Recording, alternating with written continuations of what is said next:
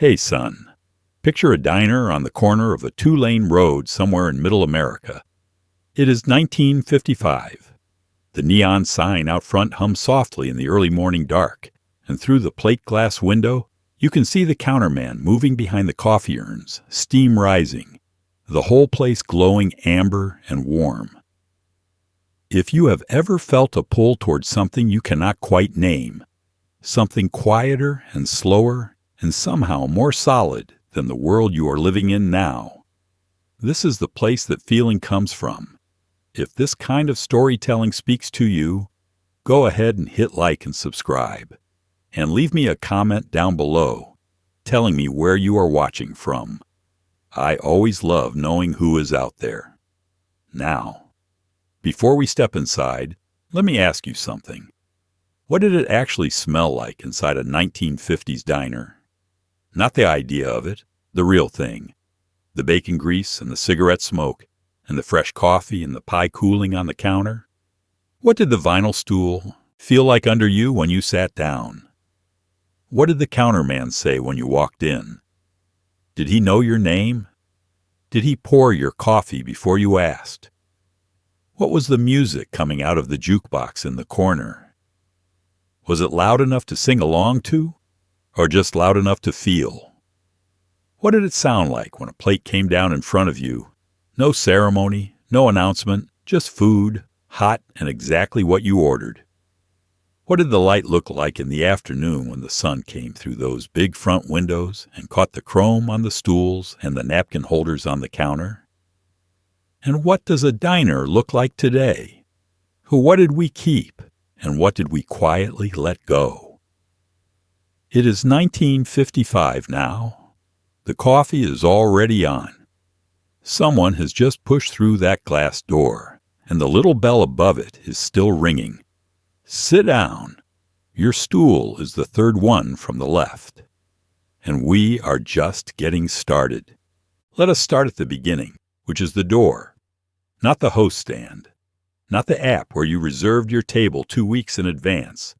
Just a door, usually glass, usually with a little silver handle worn smooth from 10,000 hands. And above it a small brass bell that announced you the moment you walked in. That bell was the whole system. It was the alarm, the greeting, and the social contract all at once. You did not wait to be acknowledged. You did not stand there looking for someone in a black apron to lead you somewhere. You walked in, the bell rang, and within seconds, someone behind the counter looked up and said something. Your name, if they knew it. What can I get you, if they did not? Either way, you were already home. The bell was small, maybe 2 inches across, mounted on a spring so that the door pushed it as it opened. It had a particular sound, not the electronic chime of a modern shop door, not the buzzer of a pharmacy, but a clean metallic ring that carried across the whole room without effort. Everyone heard it. The cook heard it. The waitress heard it. The man at the far end of the counter nursing his third cup of coffee heard it. Nobody made a big production of it. There was no choreographed welcome, no 3-syllable greeting from a staff member who had been trained to make eye contact and smile. The bell rang, someone looked up, and you were part of the room. Think about what that meant for a moment. You did not have to perform your arrival. You did not have to explain yourself or signal your intentions. The simple act of opening the door was enough. It said, I am here, I am hungry or cold or tired, I need something. And the room received that without ceremony and without delay.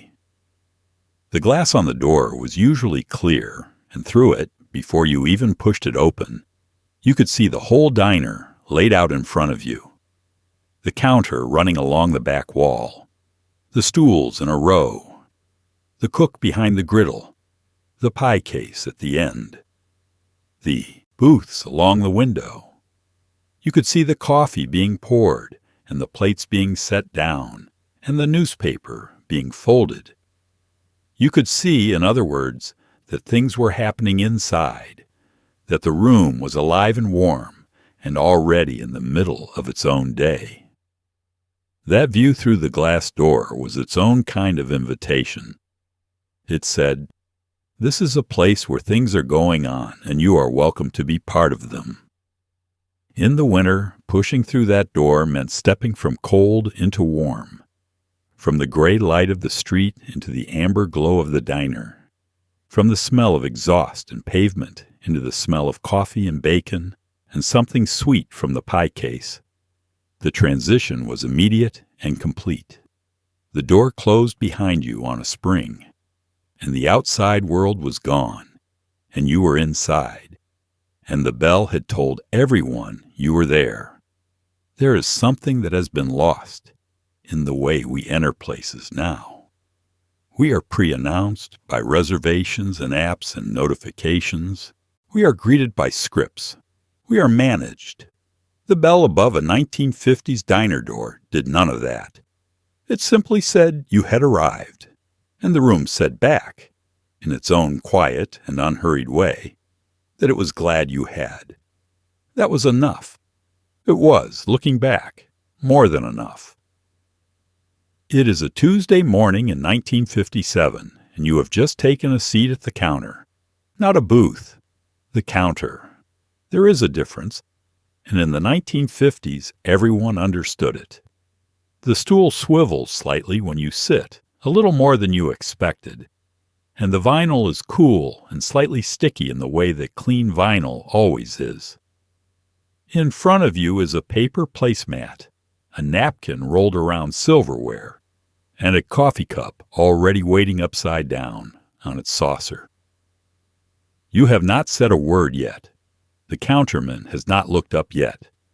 But everything you need is already in front of you, and the morning is already taking shape. The stool was bolted to the floor. That is the first thing to understand about it. It was not going anywhere. It was not a chair you could push back or drag to another table. It was fixed, committed to its spot, and in that way, it committed you too. When you sat down at a diner counter in the 1950s, you were sitting down. You were staying, at least for a little while. The stool said, "Be here now, in this spot, at this counter, with this cup in front of you." The height of it put you at exactly the right level for the counter, which was a specific height itself, slightly higher than a dining table, designed so that the cook working behind it and the person sitting in front of it could see each other clearly without either one having to reach or stoop. It was an ergonomic relationship that had been worked out over decades, adjusted and refined in 1,000 diners until it simply felt right. Felt natural, the way certain things feel natural, because they have been done correctly enough times that the correctness has become invisible. The vinyl on. The seat was usually red, sometimes green, occasionally a deep burgundy. It was padded just enough to be comfortable for 30 or 40 minutes, which was roughly how long a proper diner meal took. Not so comfortable that you would be tempted to sit there all morning, though some people did. The padding had usually been replaced at least once, and the replacement never quite matched the original color, which had faded from years of afternoon sunlight coming through those big front windows. There was a footrest, a chrome rail running the length of the counter at just the right height for your feet when you were seated. You hooked your heels on it without thinking about it. The way you adjust to the furniture of a room you visit often enough. After a while, sitting at a counter without that rail under your feet would have felt slightly wrong, slightly unmoored. The person next to you was close, not uncomfortably close, but close enough to hear what they ordered, close enough to pass. The sugar without being asked, close enough to be in the same room in the full sense of that phrase. You are not isolated at your own table, behind your own space. You are at the counter, part of a shared thing, even if you never spoke to the person on either side of you. That is the part that is harder to find now. Not the vinyl or the chrome or even the good coffee. It is that particular quality of being near other people without being required to interact with them, of belonging to a room without having to perform that belonging. The stool at the counter gave you that. You sat down and you were somewhere. Somewhere real, somewhere particular, somewhere that already knew how to take care of you. The coffee comes first. It always comes first. Before you have ordered anything, before you have even settled in, the counterman or the waitress has already arrived with the pot, already tilting it toward your cup, already asking with their eyes, rather than their words, whether you take it. Black. In the 1950s, coffee at a diner was not a beverage you customized. It was not a ritual you narrated to a barista. It was simply there, hot and black, and refilled without being asked. A steady presence at your elbow for the entire length of your meal. The cup was thick white ceramic, the kind that holds heat without burning your hand. The sound it made when it was set on the saucer was one of the most ordinary sounds in America, and also one of the most reassuring. The coffee itself was not precious. It was not single origin or small batch or described in terms of its tasting notes. It was diner coffee, brewed strong and kept hot in a large aluminum percolator that sat on the back counter and ran all day. The first pot of the morning was the best, but even the afternoon coffee, which had been sitting longer than it should have, had a particular quality to it, a depth and a bitterness that was its own kind of comfort. You did not drink it for the nuance. You drank it because it was hot, and it was there, and it was part of what the diner was. The refill was the thing. In the 1950s, the refill was not something you requested. It was something that simply happened. You would look up from your newspaper or your conversation and find the pot already tilting toward your cup, and the waitress already moving on to the next person down the counter before you had finished saying, "Thank you." She had been watching without appearing to watch, tracking the level of coffee in every cup in her section, calculating when each one needed attention. The refill was invisible service, the kind that you only noticed by its absence. The cream, if you used it, came in a small metal pitcher that sat at the edge of your placemat, already there when you sat down. The sugar was in a glass dispenser with a chrome flip top, and it dispensed in a steady stream when you tipped it, which could go wrong if you were not paying attention, and sometimes did. The spoon was the same spoon that came with your silverware roll. Not a special coffee spoon, just a spoon, and you stirred with it and set it in the saucer and left it there. What you got was a cup of coffee that cost a nickel and was replaced for free as many times as you needed it. In the middle of winter, coming in from the cold, it was the first warm thing you had touched all morning. In the summer, it was what you had, because that was what you had. The heat of the cup in your hand, on a hot August morning in the same diner where you had been coming every Tuesday since Eisenhower was elected. The coffee changed slightly over the years, but not much. The cup was the same, the saucer was the same, the sound was the same. There are coffee shops now where the effort and the vocabulary and the ritual around a single cup is genuinely impressive, and some of that coffee is extraordinary, better in every measurable way than what came out of a diner percolator in 1956. But the diner coffee had something those cups sometimes do not have. It had the assumption that you were welcome, that you did not need to explain what you wanted, that your cup would be full before you had to ask. That is not a small thing. That is, in its quiet way, a form of grace. Let us talk about what you actually ordered. The menu in a 1950s diner was not a document. It was not a laminated novel with photographs and origin stories for each ingredient. It was a card, sometimes printed, sometimes handwritten on a chalkboard above the counter, and it said exactly what was available, what it cost, and nothing else. Eggs, 3 ways. Toast, white or wheat. Oatmeal in the winter. A short stack. Bacon or sausage. The lunch side had a hot beef sandwich, a bowl of soup, a grilled cheese, maybe a plate special that changed by the day. Everything on it could be made in under 10 minutes on a flat-top griddle by one man in a white apron. That was the entire philosophy. The word menu comes from the French and originally meant something detailed, a full accounting of everything available. But the diner menu worked in the opposite spirit.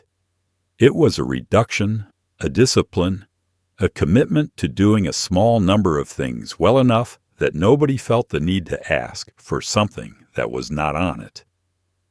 The cook knew the menu because he had made every item on it several hundred times. The waitress knew the menu because she had written it down on her order pad several hundred times.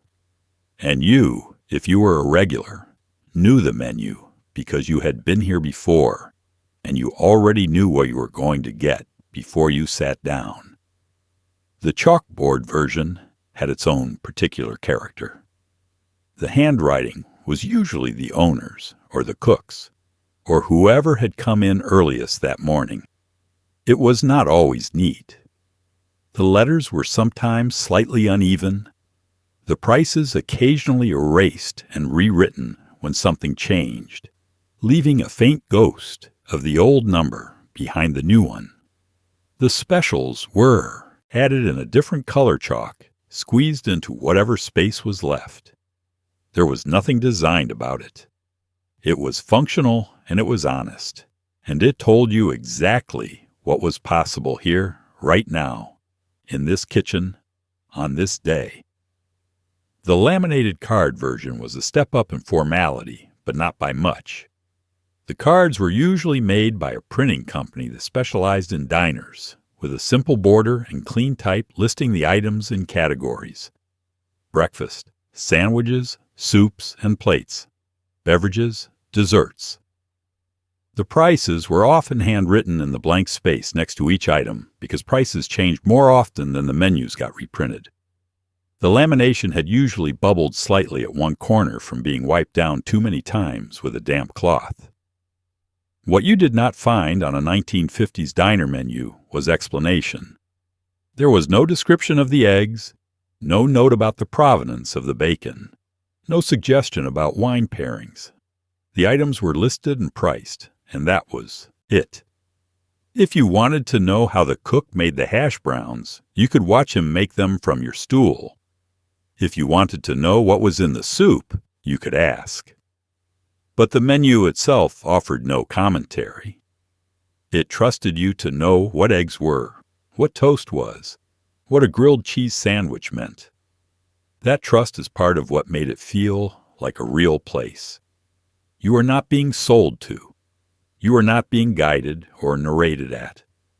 You are being offered food, clearly and simply, by people who made the same food every day and were not embarrassed by its ordinariness. The menu was short because the kitchen was honest. What they could make well was on it. What they could not was not. There is a kind of integrity in that simplicity that takes a long time to appreciate fully. And that appreciation tends to arrive at the same moment you are staring at a 12-page menu, trying to remember what you actually wanted for lunch. Behind every counter in every 1950s diner, there was a griddle, not hidden in a kitchen somewhere behind a wall and a swinging door. Right there. You could see it from your stool. You could watch your eggs being cracked, watch the butter foam and settle, watch the toast get pressed flat with a spatula and lifted at exactly the right moment. The griddle was long and black and seasoned over years into something that was almost alive, something that knew what it was doing. The short order cook worked it the way a musician works an instrument, 2 or 3 things going at once. Nothing burning, everything timed. The sound of it was constant, a low sizzle beneath every conversation in the room. The griddle ran the length of the cooking area, usually 4 feet, sometimes 6. It was a flat steel surface heated from beneath by a gas flame, and it was never fully cold during operating hours. When the cook arrived in the morning, one of the first things he did was turn on the griddle and let it heat up while he prepped. And one of the last things he did at night was scrape it clean and leave it to cool.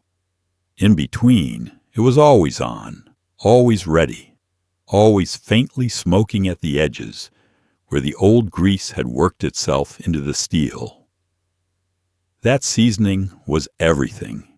A well-seasoned griddle from a diner that had been open for 15 or 20 years had absorbed enough fat and heat that it had developed a surface unlike anything you could buy new.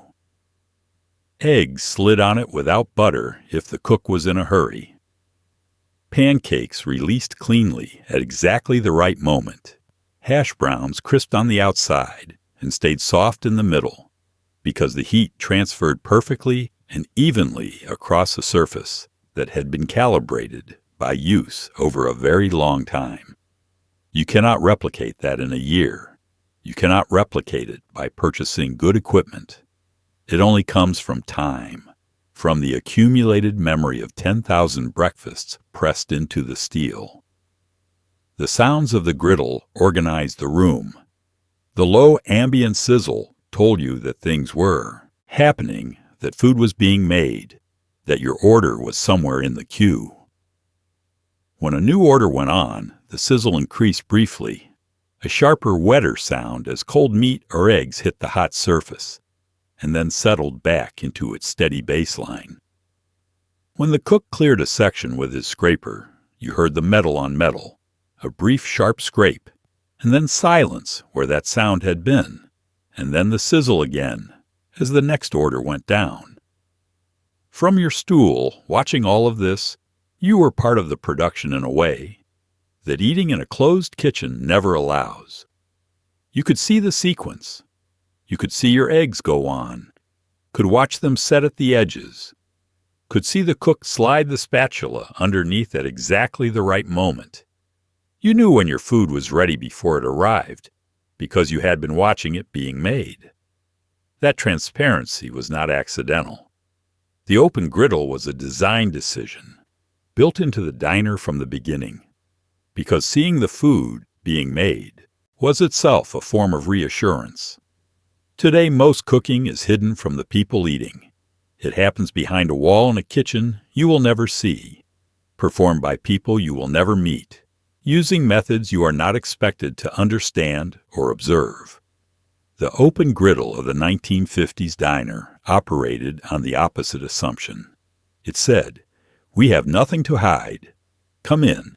Watch. The food is what it is, and we are making it right in front of you. And when it is done, we will set it in front of you, and you will have seen it from beginning to end." That kind of honesty does not require any words. It is built into the architecture, and it gave the food a taste that no amount of description in a menu can replace. He was usually a man, though not always. He wore a white paper hat and a white apron that was clean at 6 in the morning and well worked by noon.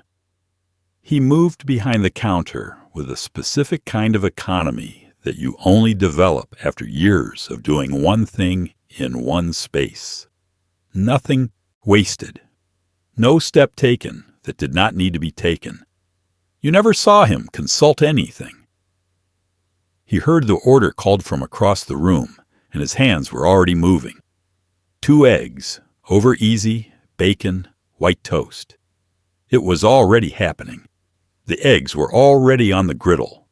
The bread was already in the slot. He never looked flustered, never raised his voice, never apologized for a wait that almost never came. What he did was not simple, though it looked simple. At the height of the breakfast rush, He might have 8 or 10 tickets working simultaneously, each one at a different stage, each requiring attention at a different moment, none of them waiting, all of them needing to be right when they landed in front of the person who had ordered them. An egg that was supposed to be over easy and came out over hard was a failure. Bacon that was supposed to be crispy and came out soft was a failure. The cook knew this and operated accordingly, which is to say he never allowed those failures to happen during the moments when he was fully present, which was always. He knew his griddle the way a carpenter knows his bench. He knew which section ran slightly hotter, which end the heat dropped off where to put the bacon so it would be done at the same time as the eggs without burning. He knew by sound and smell and the faint color change in the surface of an egg exactly how many seconds remained before something needed to be flipped or pulled or plated. He did not use a timer. He did not need one. His body had become the timer, calibrated over years of mornings just like this one. The short-order cook of the 1950s was, in the broader American sense, invisible. He was not celebrated in the way that a restaurant chef might be celebrated. He did not have a biography printed in the menu or a presence on a radio program. He was simply there every morning, doing what he did. And the diner functioned because of him in the way that a clock functions because of its movement, which is to say completely and invisibly, and only noticed in its absence. He usually did not talk much during the rush. There was no time for it, and it was not required. His relationship with the waitress was a working relationship built on shorthand, on a shared vocabulary of abbreviated orders and understood timing. She called it back. He made it. She picked it up. 3 decades of restaurant culture had refined that exchange into something nearly wordless, and in the best diners it ran like a quiet machine, fast and accurate and without friction. When the rush was over and the room thinned out, he moved more slowly. He scraped the griddle clean, replaced the oil, organized its mise en place for the next wave. He might pour himself a cup of coffee and stand at the end of the counter for a few minutes without saying anything. If you were still sitting there, you might exchange a few words. Something about the weather. Something about last night's game. Nothing important, but it was something, a small acknowledgement between 2 people who had shared the same room for the same hour, him making and you receiving, and both of you having done your part in the transaction that made the morning work. She moved through the room with a coffee pot in one hand and an order pad in the other, and she had been doing this long enough that the pad was almost a formality. If you were a regular, she was already writing before you finished talking. If you were new, she gave you about 15 seconds and then looked at you with a patience that was not impatient, but simply efficient. Her uniform was a pale dress, usually pink or light blue, with a white apron tied at the waist. Her shoes were soft-soled and quiet. She knew every regular by name, knew who took cream, knew who always asked for extra napkins, knew who lingered, and who needed to be out by 1:15. She was, in the most literal sense, the diner. Her job was physical in a way that people who have never done it do not fully appreciate. She was on her feet for the entirety of an 8-hour shift, moving constantly, carrying plates on her forearm in the way that takes months to learn, keeping a running mental inventory of who had been served and who was waiting, and whose coffee was low, and whose check needed to be figured. A busy diner counter held 12 to 15 stools and the tables besides, and she tracked all of it without writing most of it down, because the good ones did not need to write it down, not for the regulars. She had a specific quality of attention that was directed outward, toward the room, almost constantly. Not tense attention, not the wired vigilance of someone expecting trouble, but a relaxed peripheral awareness that noted everything without appearing to notice anything. You could be sitting at the far end of the counter with an empty coffee cup, not waving, not making eye contact, and within 90 seconds she would be there. She had seen you from across the room, without looking directly at you. That was the skill, and it was a real skill, developed over time in the specific environment of a busy counter. She called you Han or dear, or by your name, depending on how long she had known you and what she felt like that morning. The Han and the dear were not condescending. They were the linguistic equivalent of the refilled coffee, a small and genuine expression of warmth directed at a person she was responsible for taking care of for the next half hour.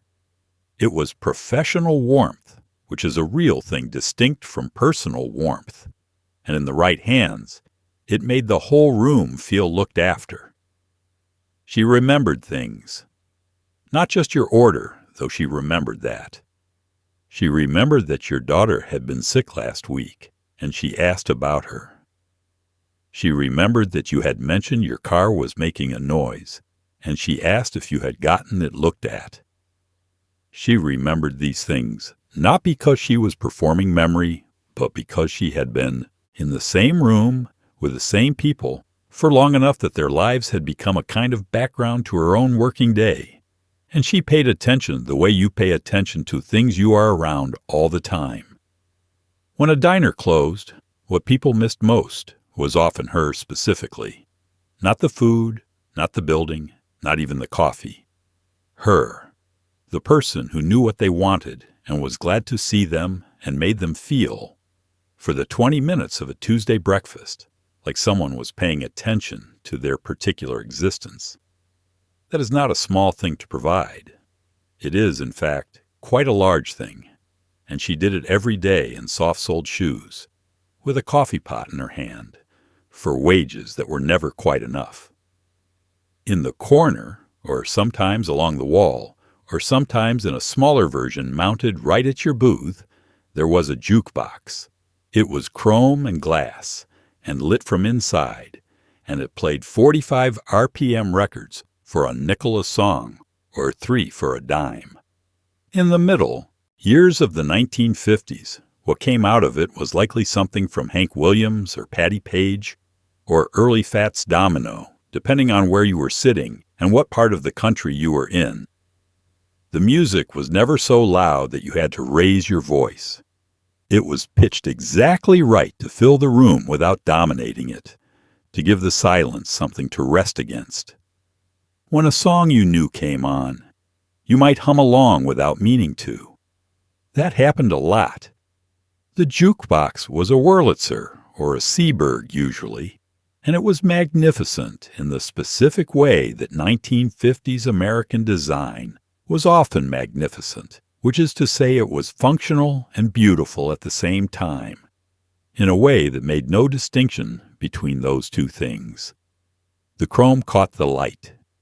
The colored bubbles along the sides moved slowly up and behind the glass, which had no purpose other than to be beautiful.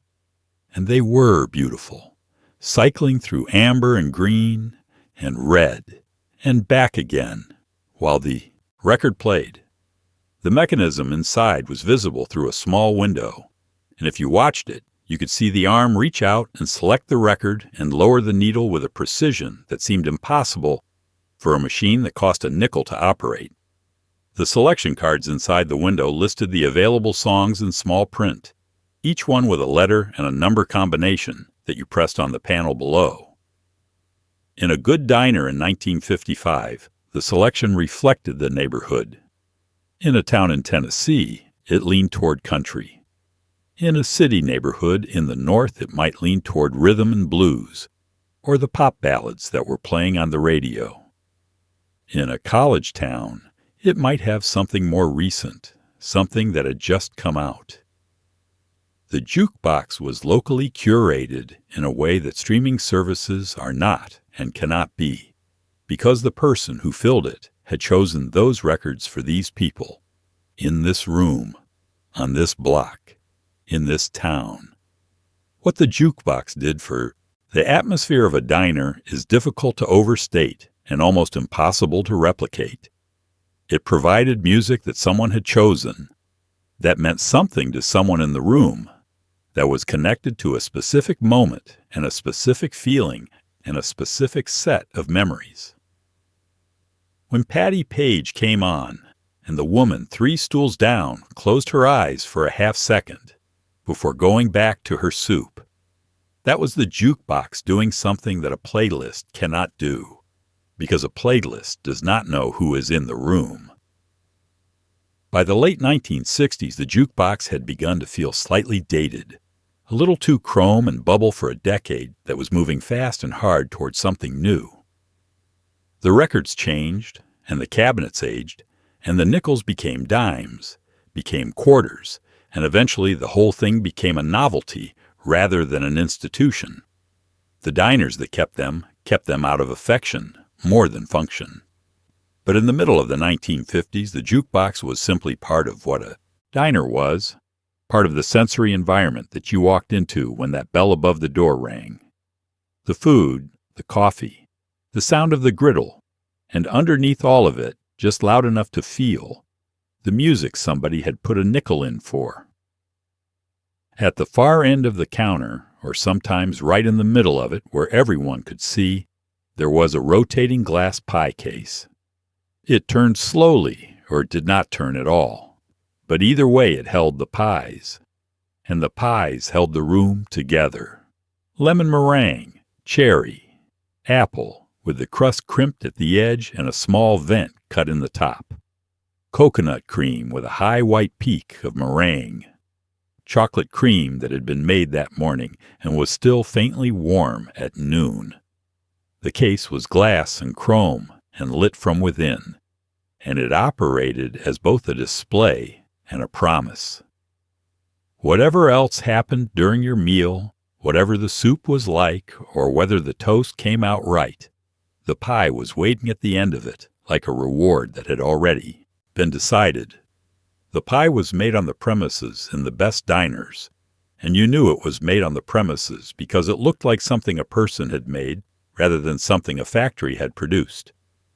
The edges of the crust were not perfectly uniform. The meringue rose higher on one side than the other. The cherry filling had sometimes bubbled through the vent in the apple pie and left a dark red stain on the crust that nobody had bothered to clean off, because it was evidence of something real having happened in an actual oven. That imperfection was the guarantee. It meant someone had made this today, in the kitchen behind that wall, with their hands, in a pie tin that had been used so many times, it had taken on a permanent golden color that no amount of washing would remove. The slice came on a plain white plate, and it was a generous slice, cut with a long knife in a single motion, that left the filling slightly compressed at the edges and the crust with a clean straight line down one side. It came with a fork already on the plate, and if you wanted it warmed, the waitress took it back and set it on the griddle briefly, and it came back with the filling just slightly runny and the crust slightly crispier on the bottom, and the whole thing emitting a faint steam that was one of the finest things you could encounter in the middle of an ordinary afternoon. The coffee and the pie together were an institution within the institution. Coming in for pie and coffee at 3 p.m. was a specific ritual distinct from coming in for lunch or breakfast. It was the meal for when you were not exactly hungry, but needed something, needed a reason to sit somewhere for 20 minutes and let the day pause for a moment. The woman from the dress shop who came in every Wednesday at 3 for a slice of lemon meringue was not there because she was hungry. She was there because Wednesday afternoon at 3 was pie and coffee time, and had been for 11 years.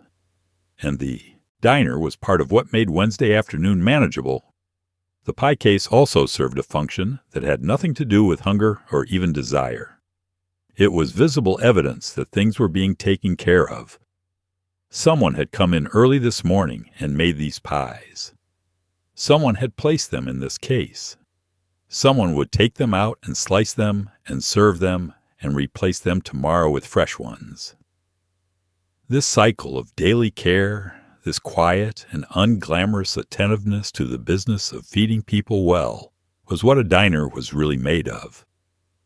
The pie case was just the most visible expression of it, sitting there at the end of the counter, turning slowly or not at all, lit from inside, waiting. Every diner in America in the 1950s had its regulars, and the regulars were what made it a diner rather than just a restaurant. They came at the same time every day, sat in the same seat, ordered the same thing, and talked to the same people. The retired hardware man who came in at 7 every morning and sat at the far left stool with his newspaper. The woman from the insurance office who had soup and crackers every Tuesday and Thursday. The two men from the garage down the street who came in together at noon in their work clothes and ate fast and went back. These people were not friends exactly, though some of them were. They were something more specific. They were the rhythm of the place. They gave the room its shape. The regulars had an ownership of their spots that was understood without being stated. Nobody assigned seats at a diner counter. There was no reservation, no name written on a paper tent card. But if you had been coming in every morning for 4 years and sitting on the fourth stool from the left, and someone was sitting in that spot when you arrived, there was a mild and entirely wordless social pressure around the situation that both parties understood. Usually the newcomer moved, not because anyone asked, but because the regular's presence in that spot was written into the room in a way that was legible to anyone paying attention. The regulars also provided a kind of continuity that the diner needed to function as a social institution. They were the ones who remembered when the cook had changed, when the price of coffee had gone up, when the old pie case had been replaced with the new one. They were the institutional memory of the place, the keepers of its history, and their presence every morning was both a comfort and a form of loyalty that the owner and the waitress depended on in a way that was rarely acknowledged directly. A good regular also made the room better for everyone else in it. The man who came in every morning and was unfailingly decent to the waitress, who left a good tip without making a show of it, who had a brief and genuine conversation with the cook about nothing in particular, who folded his newspaper and left it on the counter for the next person, was performing a kind of civic function that required no authority and earned no formal recognition. He was simply being a good presence in a shared space, and that presence accumulated over time into something that shaped what the room felt like for everyone who came in. There were bad regulars, too, of course. The man who was rude when the eggs were wrong.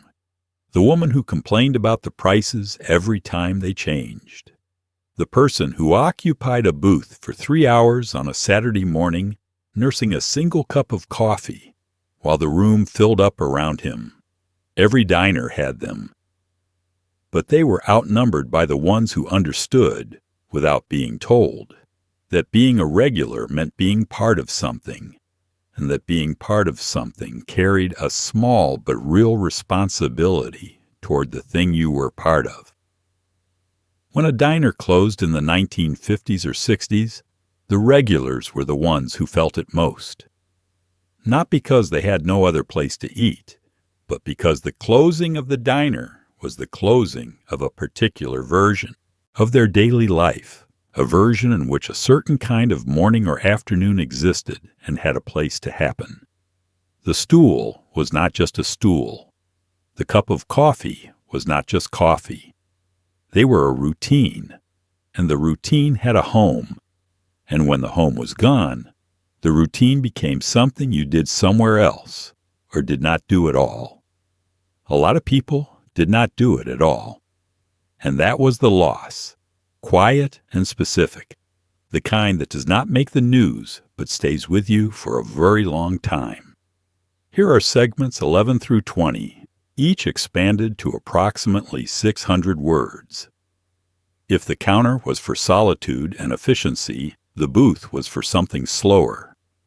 The booths ran along the front window, usually, or down one wall, upholstered in the same red or green vinyl as the counter stools, with a table between them just wide enough to hold 2 plates, 2 coffee cups, and a napkin holder.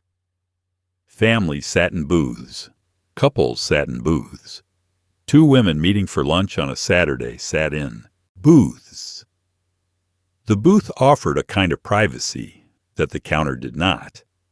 A sense that the conversation happening here was slightly apart from the rest of the room, which was not entirely true, but felt true, and in the 1950s that was usually enough. The booth table was a specific object.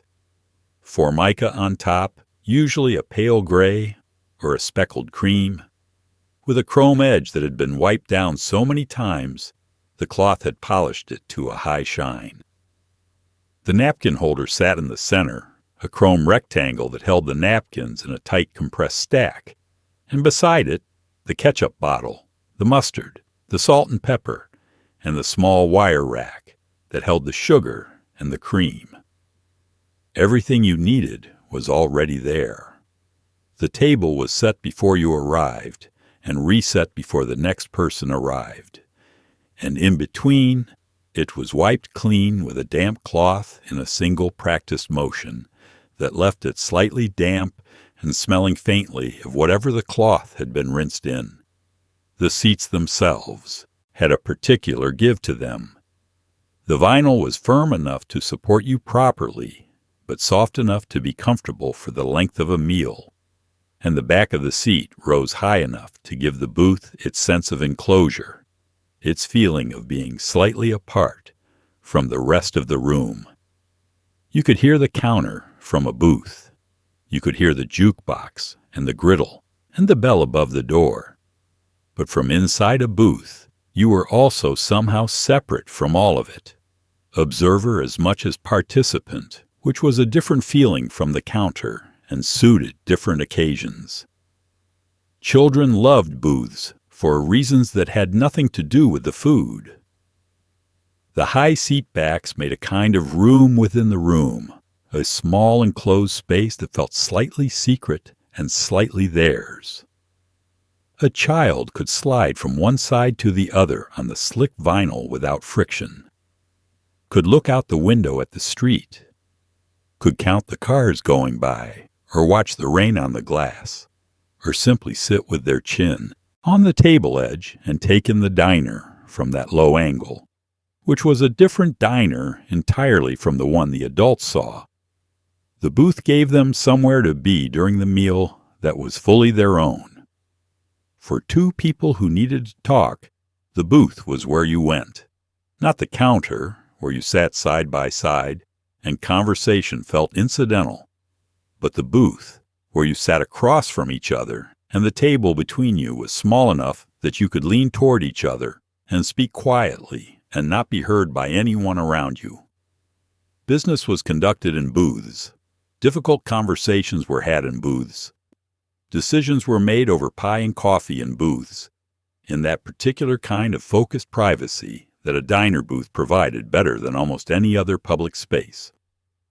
What the booth gave you finally was face time with another person in a room that was warm and fed you and did not require anything more of you than the price of a meal. In the 1950s, when homes were small and offices were formal and public spaces were either loud or demanding, the diner booth was one of the few places where 2 people could simply be together without performance or obligation. That is not a small thing to offer. A lot of important conversations happened in those booths, over food that nobody remembers, in rooms that are mostly gone now. The conversations are still there, somewhere, in the people who had them. Let us be specific about the food, because the food is the whole point, and in the 1950s the breakfast plate at a diner was a thing of genuine, straightforward beauty. 2 eggs, cooked the way you asked for them, on a white plate with a small chip on the rim that nobody ever got around to replacing. Bacon on the side, 3 strips, cooked until the fat had rendered down and the edges had gone slightly crisp. Toast on a small separate plate, white bread, buttered already, cut on the diagonal. A small paper cup of jelly grape or strawberry that you had to peel the foil off of. Hash browns if you asked for them. Press flat on the griddle until the outside was golden and the inside was soft. Orange juice in a small glass, pulpy and cold. It was not complicated. It did not need to be. The eggs were the center of everything. In the 1950s, ordering eggs at a diner required you to know what you wanted, because the cook was not going to ask twice. Over easy meant the white was fully set, and the yolk was still liquid and would run when you broke it with your fork, which was the correct thing to do immediately upon receiving the plate. Over hard meant cooked through, yolk firm. For the people who did not trust a runny yolk, which was a legitimate preference that the cook honored without comment.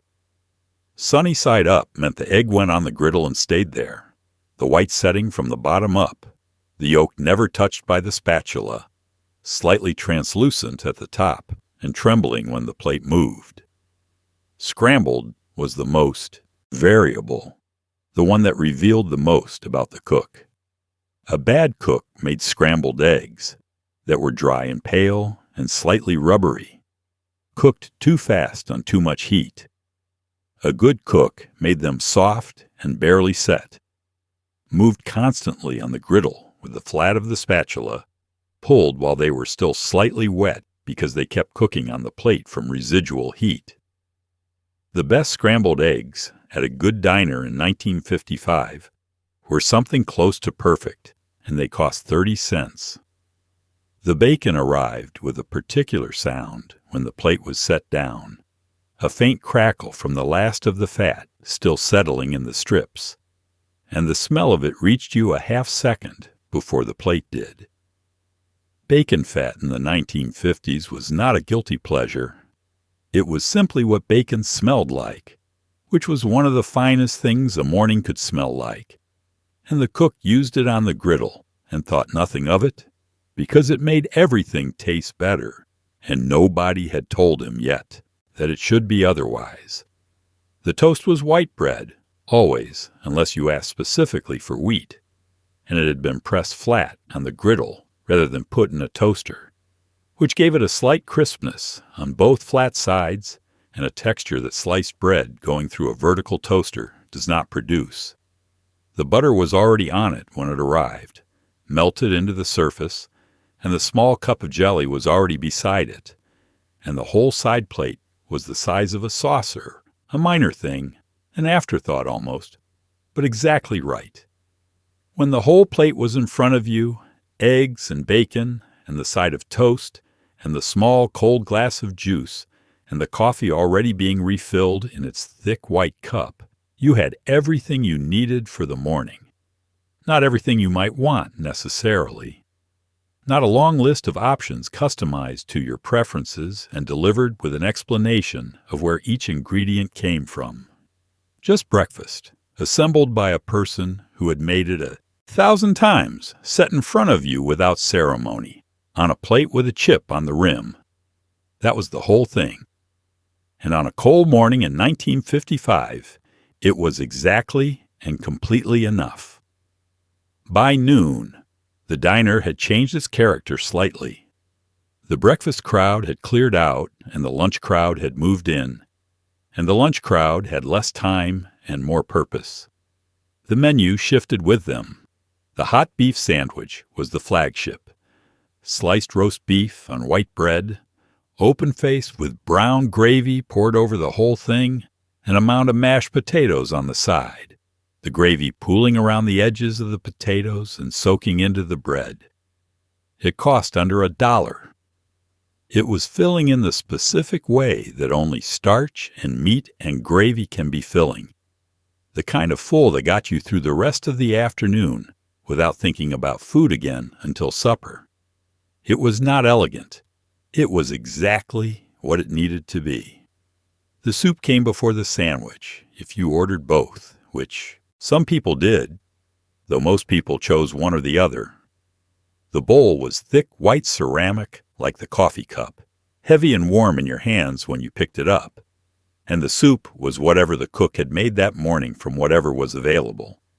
Tomato was the most common, a deep red broth that was neither too thick nor too thin, with oyster crackers in a small cellophane packet on the side that you tore open and crumbled into the bowl in pieces. Vegetable beef in the winter. Split pea on certain days. The soup was not complicated and did not pretend to be, and it was hot in a way that meant something on a cold November noon when you had walked 2 blocks from the office, and your ears were still cold, and your fingers had not fully warmed up yet.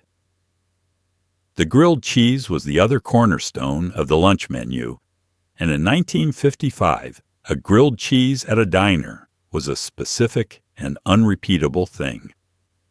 White bread, pressed flat on the buttered griddle, American cheese melting, inside, the outside going golden, and then just past golden, to a color that was nearly amber, slightly darker at the corners, where the heat concentrated, the cheese beginning to leak out at the edges and crisp against the griddle into something that was better than the sandwich itself. It came cut on the diagonal always, the 2 triangles on the plate, and beside it either soup or a small pile of potato chips from a bag that the waitress had opened and poured out, which in the 1950s passed without comment as an entirely legitimate side dish. The men from the factory and the garage and the loading dock came in for lunch with a specific urgency. They had 40 minutes, sometimes 30. They knew what they were ordering before they sat down. They ordered it in 3 words, sat without ceremony, ate without lingering, left $1 on the counter, and were gone. The diner accommodated this completely. The food came fast because the menu was built for speed. There was no wait. For a table, no menu to study, no decision to be made about a salad dressing that required consultation. You sat, you said what you wanted, it arrived, you ate it, you left. What the lunch plate gave you was not luxury or refinement, but sufficiency. The particular and profound sufficiency of having eaten something real in the middle of a working day, something that was hot when it arrived and tasted like what it was and cost less than the change in your pocket. That kind of meal exists in a different category from the meal as event or the meal as experience. It is the meal as simple human maintenance, as the fuel that gets you from morning to evening, as the brief and necessary pause in the middle of a day that would otherwise run without stopping. The diner built its lunch menu around that need and met it every day, without variation, without pretension, on plates with chips on the rims, by people who knew what they were doing and did it without making a production of it. There was a kind of conversation that happened specifically at a diner counter, and it was different from conversation anywhere else. You were sitting next to a stranger, facing the same direction, which meant there was no performance required, no sustained eye contact, no obligation to be interesting. You could simply remark on something, the weather, the soup, the fact that the game last night went into extra innings, and the man next to you could answer or not answer, and either way, nothing was at stake. It was the lowest pressure form of human contact that existed. In the 1950s, this kind of talk happened constantly, in diners and barbershops and hardware stores and on front porches, and most people did not think of it as anything in particular, which was exactly why it worked. The geometry of the counter was essential to the quality of the conversation.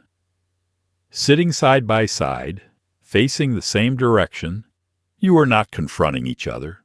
You were simply adjacent. The conversation could start and stop without awkwardness because the physical arrangement did not demand continuity. You could say something and then go back to your coffee and your newspaper, and the man next to you could respond or not. And either way, you had both acknowledged each other's existence without being required to sustain a relationship from it. It was sociability without obligation, which is a very specific and valuable thing. What people talked about at the counter was almost never important. Weather was the universal opener, universally available, universally understood as the invitation it was, rather than the content it appeared to be.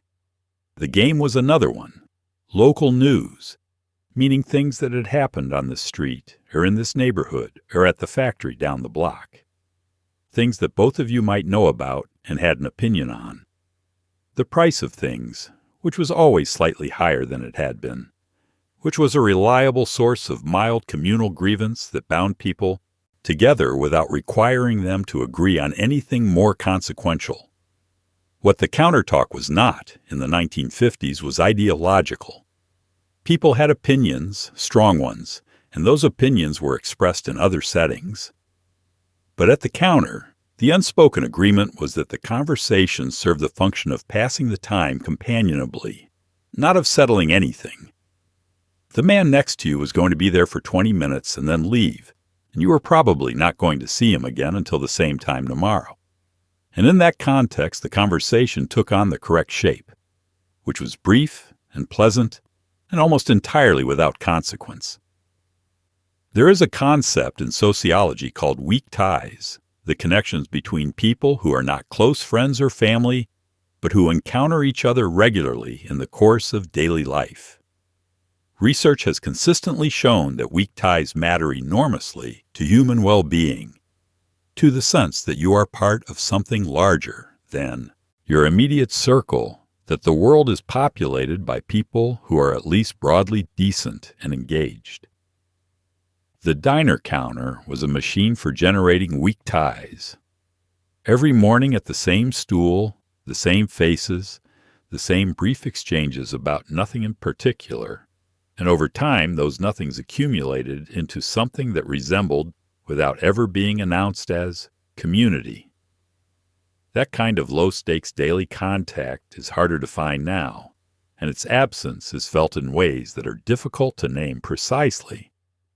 You can have 1,000 online connections and still feel profoundly unknown.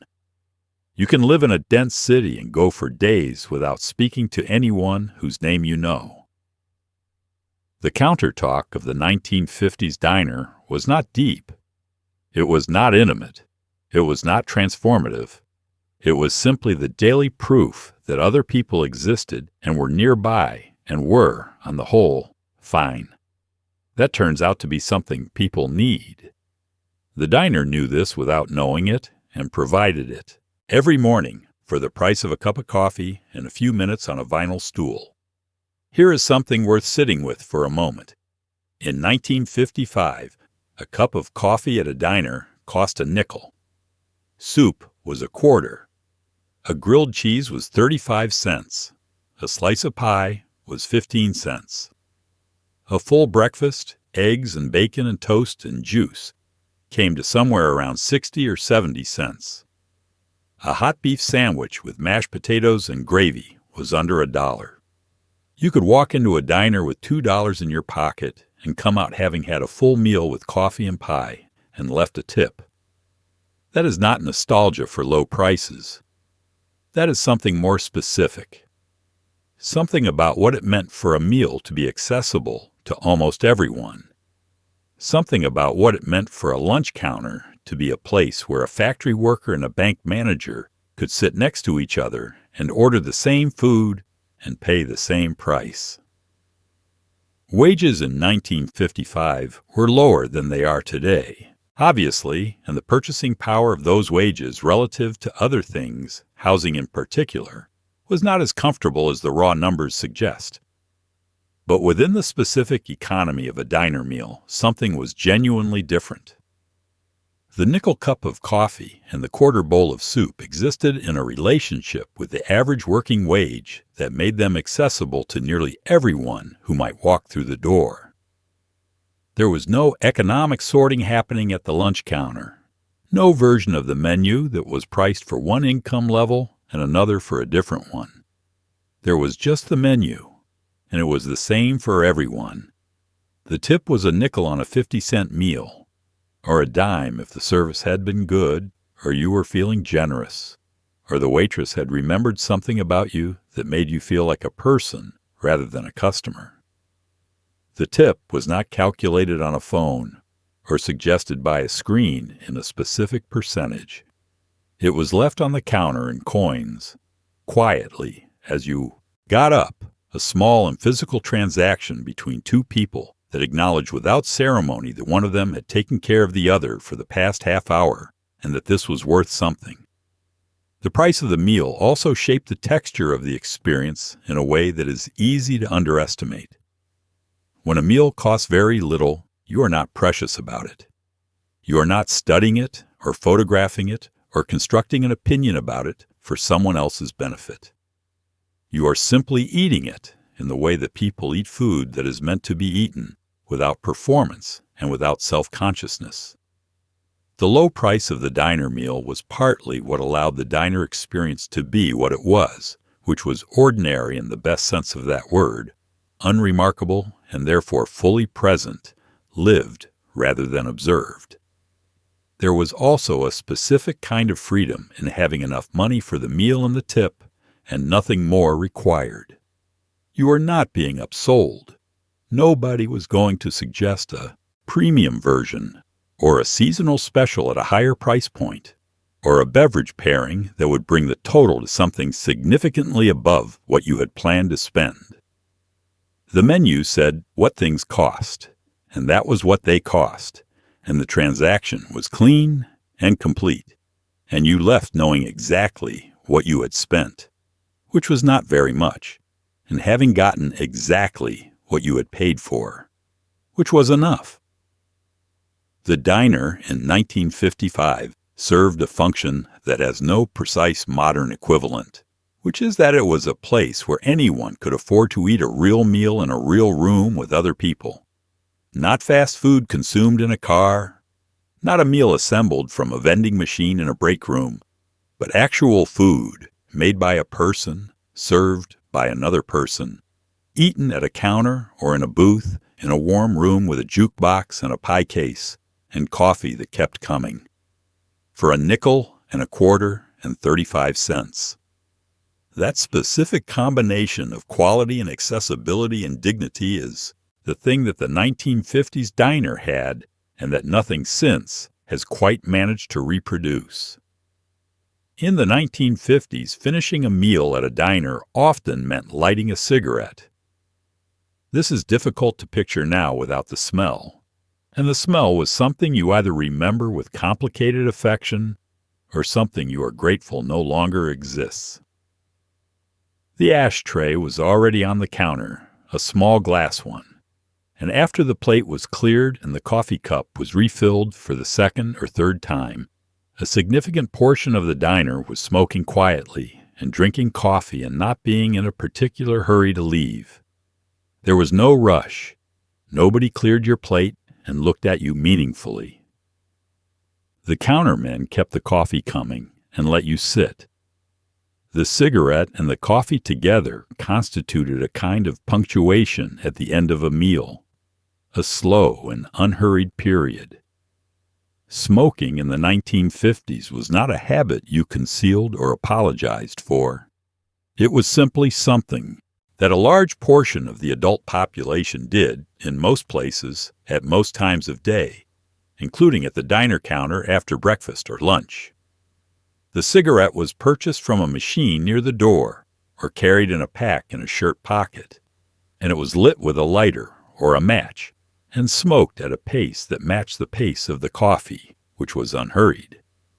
The smoke rose in a slow column and diffused through the room, and the room smelled of it, the way the room smelled of everything else, not as an intrusion, but as part of the ambient environment that the diner simply was. The ritual had a specific shape. The plate was cleared and the coffee was refilled, and at some point in the interval between those two events, the cigarette appeared. Not immediately, not urgently, but as a natural consequence of the meal being finished and the coffee being in hand, and the next thing that needed to be done being far enough away there was no reason to hurry toward it. The cigarette was the physical expression of that pause, the thing you held while you did nothing in particular, while you looked at the street through the front window or listened to whatever was on the jukebox, or had a few words with the man next to you about nothing that mattered. What the cigarette and coffee ritual actually was, stripped of its specific content, was permission to stay. The meal was over, but you were not required to leave. The diner did not need your stool, or if it did, the need was not communicated to you. You could sit, and the coffee would keep coming, and the ashtray was there, and the morning or the afternoon could proceed at whatever pace it needed to proceed at.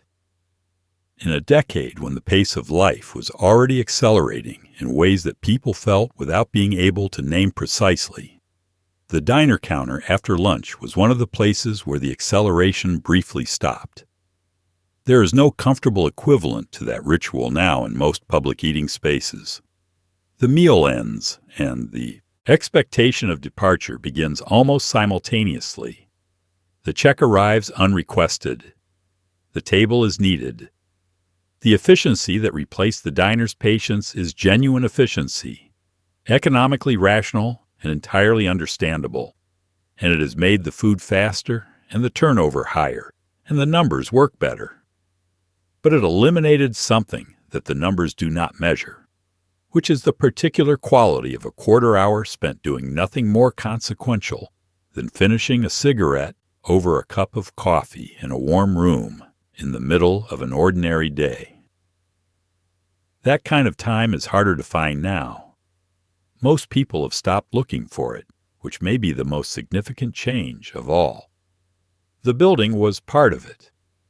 A true 1950s diner was not simply a restaurant that happened to have stools and a counter. It was a specific kind of structure, often a prefabricated stainless steel car that arrived on a flatbed truck and was set on a foundation, designed to look like a railroad.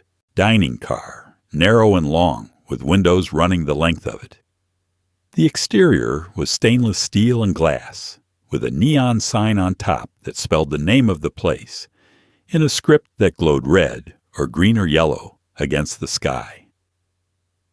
At night, that sign was visible from 2 blocks away. In the rain, it reflected off the wet pavement in a way that was almost cinematic, though nobody called it that at the time. It was just what the diner looked like. The stainless steel exterior was not decorative in origin. It came from the manufacturers who built these structures, companies like the O'Mahony Company and the Silk City Diner Company and the Coleman Dining Car Company, who had developed a prefabricated building system that was efficient to produce, durable in the field, and distinctive enough to function as its own advertisement. The steel was corrugated or fluted to add rigidity and texture, and it caught the light differently at different times of day. Bright silver in the morning sun, and a softer pewter on overcast afternoons and warm amber at night, when the interior light came through the windows and made the whole building glow. The windows were generous, running nearly the full length of the structure on both sides, and they served multiple purposes. They let the light in, which made the interior feel larger and more open than its actual dimensions warranted. They let people inside see out, which in the days before air conditioning meant that you could watch the street and feel connected to the life happening out there, without being in the heat of it. And they let people outside see in, which was a form of advertisement that required no words, because anyone passing on the sidewalk could look through those windows and see the counter and the stools and the people eating and the coffee being poured and make an immediate and accurate assessment of whether this was a place they wanted to be. The interior surfaces matched the exterior in their materials and their spirit. The counter was stainless steel along the front edge and across the top. The equipment behind it all chrome and steel and glass. The stools chrome-legged with vinyl seats. The ceiling tiled in a pressed tin pattern that reflected the light from the fluorescent fixtures in a way that made the room feel slightly brighter than it was. The floor was black and white tile, laid in a checkerboard or a more complex pattern depending on when the diner had been built and what the manufacturer had offered, and it was mopped every morning before opening and swept throughout the day, and never allowed to get so dirty that it would put someone off their food. At night, the neon sign was the whole story. The name of the diner in script, sometimes bordered by a simple geometric shape or a small graphic, glowing steadily against the dark. Neon signs in the 1950s were made individually, the glass tubes bent by hand to follow the pattern of the letters, and each one was slightly different from every other one, which meant that the sign above your diner was unique in the way that handmade things are unique, slightly imperfect, and therefore wholly itself. When you drove toward it from a block away on a dark evening in November, that sign meant that there was warmth and food and coffee waiting, and that the day had one more good thing left in it before it was over. On Sunday mornings in the 1950s, the diner filled up after church. This was a specific and reliable event in every town that had both a diner and a congregation, which was most towns in America. The families came in still in their good clothes, the men in their suits, and the women in their dresses, and the children in the outfits their mothers had ironed the night before, and would spend the rest of the afternoon trying to keep clean. The booths filled up fast. The counter had the older men, the ones who had come alone or whose wives were still talking in the parking lot of the church.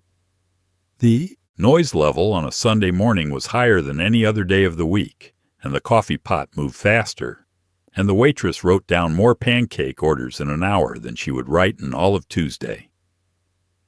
Sunday had a different quality of light than other days of the week, or it seemed to. The same sun came through the same windows, but on Sunday morning the people inside were dressed differently and moving differently, and the room had a feeling of occasion about it that the weekday diner did not have. The men had shaved more carefully. The women had their good coats on.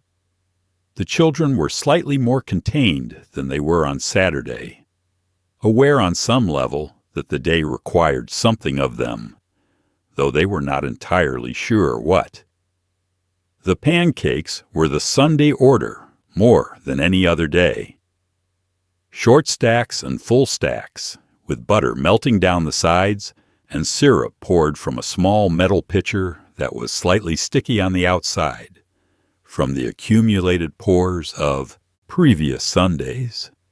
The cook made pancakes on Sunday mornings with a particular focus, pouring the batter in clean circles on the well-seasoned griddle, waiting until the bubbles formed and the edges began to look dry before flipping once with a single motion, the pancake landing perfectly flat on its other side. The result was a thing of simple perfection, golden and slightly crisp on both sides and soft in the middle, and it arrived in a stack of 3 or 4, depending on what you had ordered, and you cut into it from the top down, and the layers separated, and the steam came up, and the butter ran into the cut, and Sunday morning became what Sunday morning was supposed to be. The conversations in the Sunday morning diner were different from the weekday conversations. Louder, for one thing, because there were more people, and the booths were full, and the children added a layer of sound that the weekday room did not have, but also longer, more relaxed, more willing to extend beyond the functional exchange of information and into something more like actual conversation. People had more time on Sunday. The afternoon was ahead of them, but it was not a working afternoon, and so the morning could be allowed to breathe in a way that Monday through Friday mornings could not. The waitress on Sunday morning was working her hardest shift of the week, and she knew it. She moved faster, wrote faster, remembered more simultaneously, kept the coffee moving through a fuller room with more demanding customers than any other morning provided. She did it because it was her job, and she was good at her job, and there was probably a little extra in the Sunday tips that acknowledged the extra that the morning asked of her. At the end of the Sunday morning rush, when the last family had gone, and the room had thinned back down to the after-church lingerers, with their second cups of coffee, she had earned every cent of it. The diner after church on Sunday was one of the finest weekly rituals American life had to offer, and she was the person who made it happen. After 9 or 10 o'clock on a weeknight, the diner emptied out and became something else. The booths cleared. The counter thinned down to 2 or 3 people, spread out, each one sitting with a cup of coffee and their own thoughts. The cook moved slower. The waitress wiped down the counter and refilled the napkin holders and the sugar dispensers and the ketchup bottles and did not rush. The jukebox, if it played at all, played softer, or maybe it only seemed that way because the room was quieter. The late-night diner was a different institution from the morning diner, populated by different people with different reasons for being there. Shift workers stopping in on the way home, a young couple who had been somewhere and were not ready to end the evening, a man sitting alone with pie and coffee who you did not ask questions about. The quality of the light changed at night, or seemed to. The fluorescent fixtures were the same fixtures, the same tubes, the same cold white light that lit the room during the lunch rush. But with fewer people in the room, and the street outside gone dark, and the neon sign the only thing visible through the front windows, the interior light felt warmer, more concentrated, as if it had been drawn inward by the emptiness of the room and the darkness outside. The chrome caught it differently. The surfaces of things looked slightly different at 10 at night than they had at noon, softer at the edges, more defined in the center.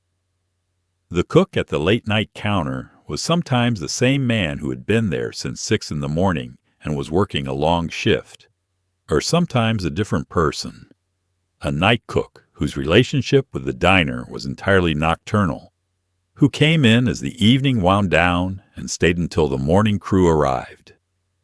The night cook operated at a different pace. The orders were fewer, the rush was gone, and what remained was a slow and steady maintenance of the kitchen and the menu, the occasional egg or plate of toast or slice of pie, made with the same care as the morning, but without the urgency. The night diner existed for people who needed a place to be between something and something else. The man finishing a late shift who wanted food and warmth before going home to a cold apartment. The couple who had been to the movies and were prolonging the evening, because prolonging it meant the evening was not yet over. The person traveling through on a highway who had pulled off for gas and decided that coffee and something to eat would make the remaining miles manageable.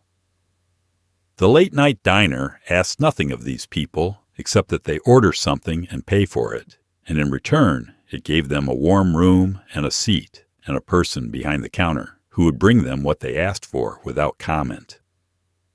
There was a companionship in the late-night diner that was different in quality from the daytime companionship.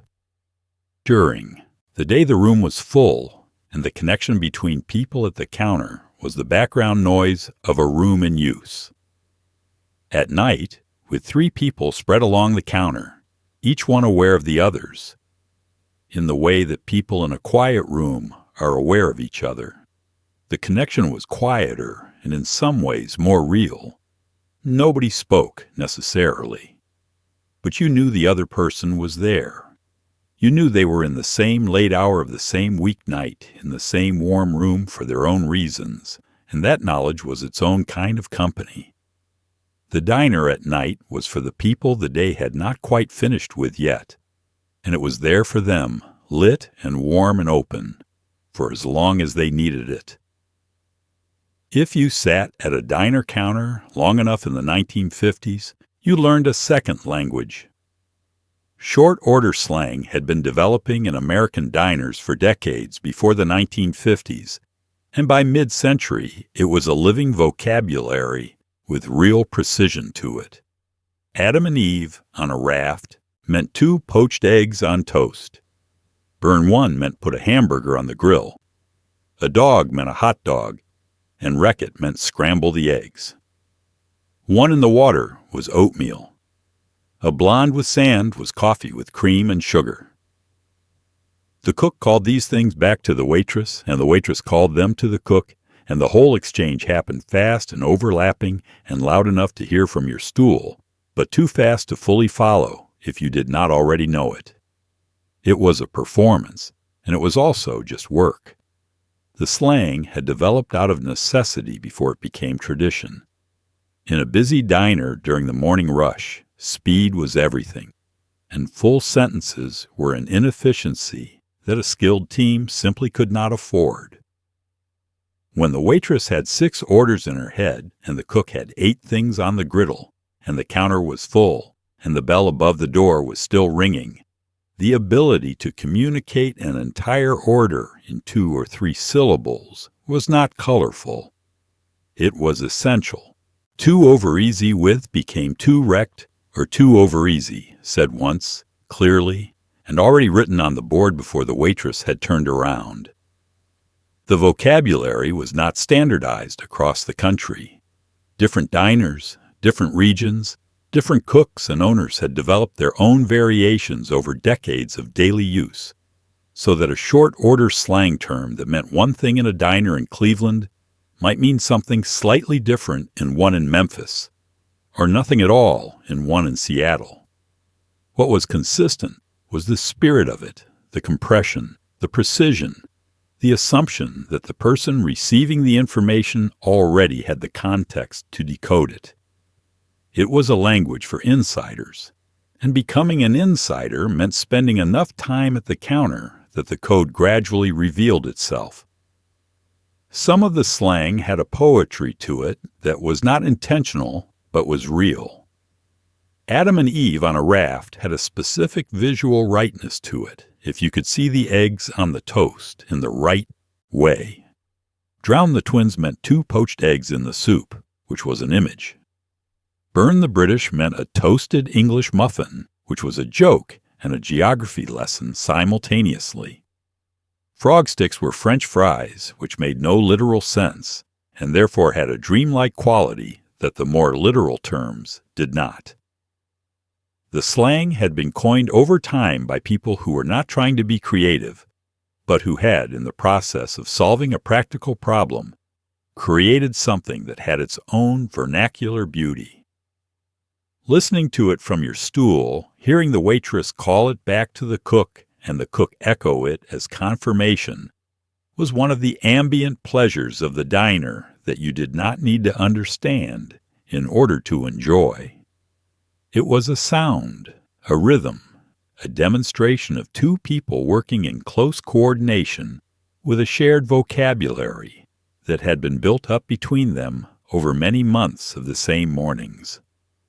It told you that this place had been here for a while, and that the people in it knew what they were doing, and that the food you had ordered was already in motion, already taking shape behind the counter, already on its way to you in the particular form you had asked for.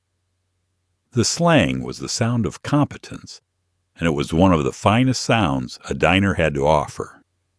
Not everything changed for the worse. Some of it genuinely got better, and it is worth saying so. The modern diner, the ones that survived or were built to honor what came before, brought back real coffee that was worth drinking. It brought back pie made from scratch, seasonal fruit, proper custard. It brought back the counter, the stool, the waitress who knows your name. It brought back the sense that a meal does not need to be an event or an experience in the marketing sense of that word. It can simply be food, good food, served without fuss, in a room where nobody is trying too hard. What the best modern diners understood is that the thing people missed was not the decade. It was the feeling that somebody knew what you wanted before you had to explain it. The food got better in measurable ways. The eggs in the best modern diners come from farms where the hens are treated decently and the yolks are a deep orange from a real diet. And when those eggs go on the griddle, they taste different from the pale industrial eggs that supplied the 1950s diner without anyone thinking much about it. The coffee improved enormously. The percolated diner coffee of the mid-century, reliable and hot and free-flowing as it was, could not compete on flavor with what a good modern diner produces from fresh ground beans through a well-maintained brewing system. The ingredients got better because the supply chain got better, because knowledge about food got better, because the culture around cooking changed in ways that eventually filtered down, even to the counter and the griddle. The best modern diners also kept the things that mattered most. They kept the counter. Not every diner that opened in the 1980s or 90s or after kept the counter, because the counter requires a kind of staffing and a kind of design commitment that the booth-only floor plan does not. And some operators looked at the economics and chose the booths. But the ones that kept the counter kept something essential, because the counter is not just a piece of furniture. It is the social architecture of the diner, the thing that makes it a diner rather than a coffee shop or a family restaurant. Sit at a counter and you are in a specific kind of relationship with the room. Sit in a booth and you are in a different one. Both are good, but only one of them is a diner. The modern diner that works is the one that understood this distinction and made its choices accordingly. It kept the counter and the stools and the thick ceramic cups and the pie case, not as nostalgia props, but as functional objects that serve the room they are in. It hired people who understood that the job was about care as much as speed, that the refilled coffee and the remembered name were not bonuses, but the core of what the place offered. It made its food from real ingredients and did not apologize for simplicity, because simplicity done well is not a limitation, but a form of confidence.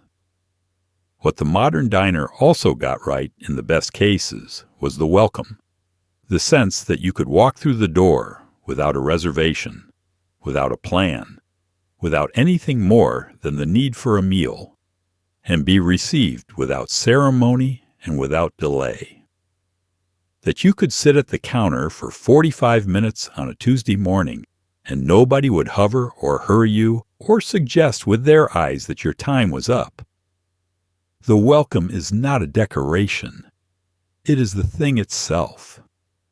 The diners that remembered this kept something alive that deserved to be kept.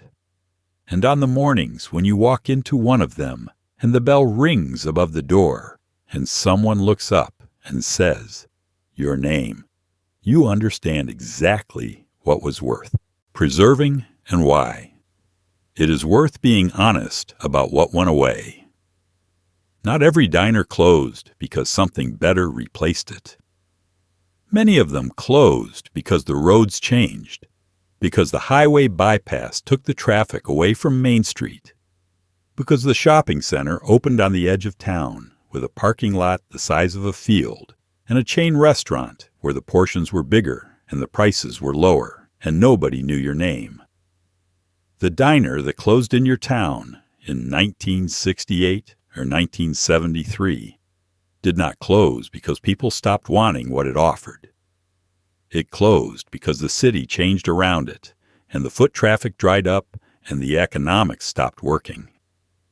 What went with it was not just a restaurant.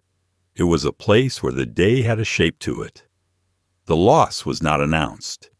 There was no ceremony, no acknowledgement from the town that something significant was ending.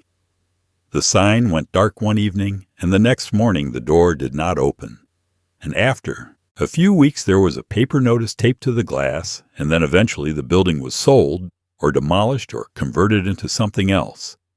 A tax preparation office, a hair salon, a storefront for a business that changed every 2 years.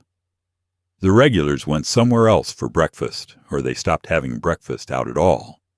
And either way, the particular morning they had been having in that particular room was simply gone, and the absence of it was felt without being named. What the diner provided that its replacements did not was daily continuity in a shared physical space. The fast food restaurant that replaced it was efficient and cheap and available, but it was not a place where you were known, where the same faces appeared at the same time every morning, where the conversation had a history. The chain restaurant that replaced it was comfortable and consistent, but it was the consistency of replication, the same thing in every city, designed to feel familiar without being personal, which is a different thing from being known, and is not a substitute for it. The architectural loss was also real, though it registered differently and more slowly. The stainless steel diners that closed in the 1960s and 70s were frequently demolished rather than repurposed, and what replaced them on those lots was rarely as interesting or as beautiful. The neon sign came down and was not replaced. The plate glass windows were bricked over or boarded. The chrome and the tile went to the landfill. What had been a piece of distinctive American vernacular design, developed over decades by manufacturers and owners and communities into something that was genuinely lovely, was treated as disposable because it was old and because the land it sat on was worth more than the building. The social loss was the deepest and the most lasting. When the diner on the corner closed, the informal civic space it had occupied did not relocate. It simply ceased to exist. The Essingtonus, retired hardware man, had nowhere to bring his newspaper at 7 a.m. The women from the insurance office had no place to have soup and crackers on Tuesday. The men from the garage had to eat their lunch in the cab of a truck or at a drive-through window they did not have to get out of their car to use. These are small losses individually, but they accumulated across thousands of towns over 2 or 3 decades into something larger, a thinning of the texture of daily public life that left people less connected to each other in the ways that matter without being dramatic, in the small and daily and unremarkable ways that turn out, over time, to be the ways that matter most. In the 1950s, the American road and the American diner were inseparable. You did not drive across the country, you did not drive across a state without stopping at diners. They were spaced along the highways the way mile markers are spaced, regular and reliable, and each one slightly different from the last. The diner outside of Amarillo was not the same as the diner outside of Flagstaff. The pie was different. The accent was different. The cook looked different, and the coffee tasted different, and the view out the window was entirely different. But the stool was the same height from the floor. The counter was the same width. The coffee cup was the same thick white ceramic. And within 30 seconds of sitting down, someone was asking you what you wanted. That consistency was its own kind of comfort on a long road. The highway diner occupied a specific position in the geography of mid-century American travel. It was not a destination in the way that a restaurant might be a destination. It was a waypoint, a place that existed because people were moving through and needed to stop. The long-haul truckers who drove Route 66 or Highway 40 or any of the other arteries that carried commerce across the continent in the years before the interstate system were the diner's most reliable customers, men who needed coffee and a hot meal at 2 a.m. in a town whose name they would not remember by noon. and who found what they needed in the same stainless steel building with the same neon sign and the same stool and the same waitress, who was different in every diner, but always somehow the same person. The Road Diner taught you things about the country that you could not learn any other way. Sitting at a counter in a small town in New Mexico in 1956, you encountered a version of America that was entirely itself, not performing for tourists, not trying to be anything other than what it was. The menu reflected what grew nearby and what the community ate and what the cook knew how to make. The green chile was on everything because this was New Mexico, and green chile was on everything in New Mexico. The bread was slightly different from the bread 2 states east. The coffee was stronger or weaker depending on local preference and the cook's habits and possibly the quality of the water.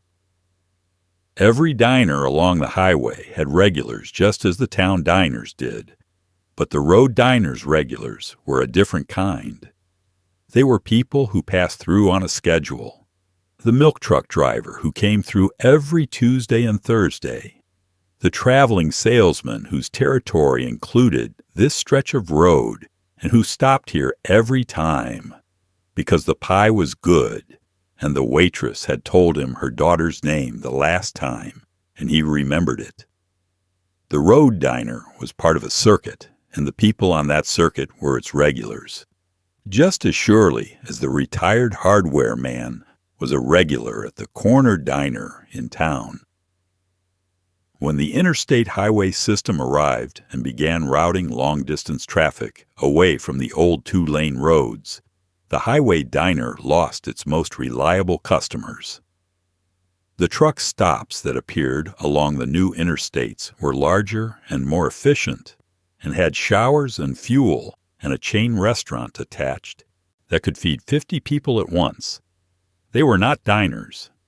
They served the same functional purpose, fuel and food, and a few minutes off the road, but they did not have the specific character of the diner, did not have the pie made that morning, or the waitress who asked where you were headed, or the jukebox in the corner with a song you had forgotten you knew until it started playing. The road changed, and the diners along the old roads stayed where they were, and most of them did not survive the traffic leaving. What was lost was a particular way of moving through the country, slowly enough to stop, present enough to sit down, and open enough to let the place you were passing through become, for 20 minutes over coffee and pie, the place you actually were. Every town in America in the 1950s had a center of gravity, a place where information moved, where you found out who had been hired and who had retired, and whose son had gotten into trouble, and whose daughter had just gotten engaged. In some towns, it was the barbershop. In others, it was the hardware store, or the feed store, or the bench in front of the post office. But in most towns, at least part of it happened at the diner counter. Not because people went there to talk, exactly, but because people went there every day. And when the same people are in the same place every day, things get said. News travels. Problems get aired without being called problems. The diner was civic life without the formality of civic life, and in the 1950s that was as essential as anything else in town. The information that moved through the diner was not important in the way that the news is important. It was local in the most literal sense. The man at the fourth stool had heard that the Henderson boy was back from Korea and was working at his father's garage now. The woman in the second booth knew that the school board meeting on Thursday was going to be contentious because of the new budget. The cook had heard that the family on Elm Street was selling their house and moving to Phoenix because of his wife's lungs. None of this was in the newspaper. All of it was true. And it moved through the diner counter the way water moves through a watershed, along the paths of least resistance, from person to person and stool to stool and cup to cup, until everyone who needed to know it knew it. This kind of informal information network is one of the things that held small communities together in ways that were never formalized and therefore never mourned when they ended. When the diner closed and the regulars dispersed, the network dispersed with them. The information still existed, but it had no place to flow through, and so it moved more slowly and less completely, and people became slightly less aware of each other in the daily operational sense that a functioning community requires. This is not romantic exaggeration. It is a description of how communities actually work, through repeated contact in shared physical spaces, through the accumulation of small pieces of knowledge about the people around you, through the informal social infrastructure that supports the formal one. The diner also served a function for people who were new to a town. Walking into a diner as a stranger was not the isolating experience it might have been in other settings, because the counter made strangers adjacent to each other in a way that invited, without requiring, a small amount of contact. If you had just moved to town and you came into the diner on your second morning, the woman next to you at the counter might tell you without being asked that the hardware store opened at 8 and closed at noon on Saturdays, or that the doctor on 5th Street was taking new patients. This was not organized helpfulness. It was simply what happened when people were close enough to each other and comfortable enough in the room that small, useful information passed between them without ceremony. The diner, as town square, was not a metaphor that anyone in the 1950s would have used because it did not need to be named. It was simply a part of how the town worked, one of the daily mechanisms that kept people connected to each other and informed about their shared world. The town square in the formal sense, the public plaza or the courthouse green, was for occasions, for events, for the moments when civic life made itself visible in an organized way. The diner was for every other day, for the ordinary Tuesday and the unremarkable Thursday, for the daily maintenance of connection that communities require and that no formal institution can adequately provide. It was there every morning when the bell above the door rang and someone walked in and sat down, and it was doing its work for the town, whether anyone noticed or not. Here is where we end up, after all of it. The coffee, the counter, the man in the white apron who knew your order, the bell above the door and the vinyl stool, and the pie case rotating slowly in the corner. You can find some of this still in the places that survived, in the ones that were rebuilt with care and affection for something that mattered. You can sit at a counter in a town you have never been in and feel something that is older than you are, something that has to do with being a human being in a room with other human beings. All of you facing the same direction, nobody asking for anything from anyone, just coffee and something to eat, and a few minutes out of the cold. That feeling does not come from nostalgia. It comes from something more honest than that. It comes from knowing, even if you cannot say it out loud, that this is how it should feel to be somewhere. The 1950s diner endures in the imagination, not because the decade was perfect, because it was not, and not because the food was extraordinary, because it was simple and unpretentious and never claimed to be more than it was. It endures because it got something right about the relationship between a public space and the people who use it. It got the scale right. It got the pace right.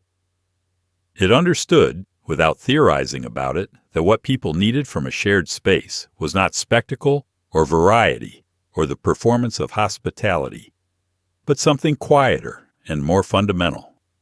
A warm room, a seat that was yours for as long as you needed it, someone who would bring you what you asked for and keep your cup full, and leave you alone when you wanted to be alone and be present when you needed something, That is not a complicated formula. It is, in fact, a very simple one. The miracle of the 1950s diner is that it executed that simple formula consistently in thousands of locations for decades and made it feel effortless. The people who remember it in sensory terms, which is how we remember everything that mattered. The weight of the ceramic cup, the sound the stool made when you swiveled it, the particular smell of the griddle in the morning, butter and bacon fat, and something faintly sweet from the pancake batter. The way the light looked through the front windows on a winter morning when the sun was low, and the steam from the coffee was visible in the cold air near the door. The voice of the waitress saying your name, not as a greeting exactly, but as an acknowledgement, a small verbal signal that you had been recognized, that your presence had been registered and was welcome. These memories do not fade the way other memories fade. The details stay sharp because they were encountered repeatedly, morning after morning, Tuesday after Tuesday, until they became part of the texture of daily life itself, part of what a morning meant and what a midday felt like and what it was to be in a particular town, in a particular decade, in a particular country that was, for all its complications and contradictions, capable of producing something as genuinely good as a well-run diner on a cold morning in November. You can still find it. Not everywhere, and not always, but it is there in the places that held on and in the new ones built by people who understood what they were trying to preserve. Walk in, let the bell ring, sit down at the counter, turn the coffee cup right side up. The rest will take care of itself, the way it always has, the way it should. Some things do not need to be improved. Some things only need to be kept. And this, on its best days, on the days when the cook is good and the coffee is hot and the person behind the counter knows your name, is one of the finest of them. It is a Saturday afternoon in 1956, and the lunch rush has cleared, and the room has settled into that particular quietness that belongs to the middle part of a weekend afternoon. This is the hour of the ice cream counter. Not every diner had one, but enough of them did that it deserves its own chapter, its own moment of recognition, because the ice cream side of the diner was a different universe from the breakfast and lunch side, governed by different rules and serving different people for different reasons. The children came for it. The young couples came for it.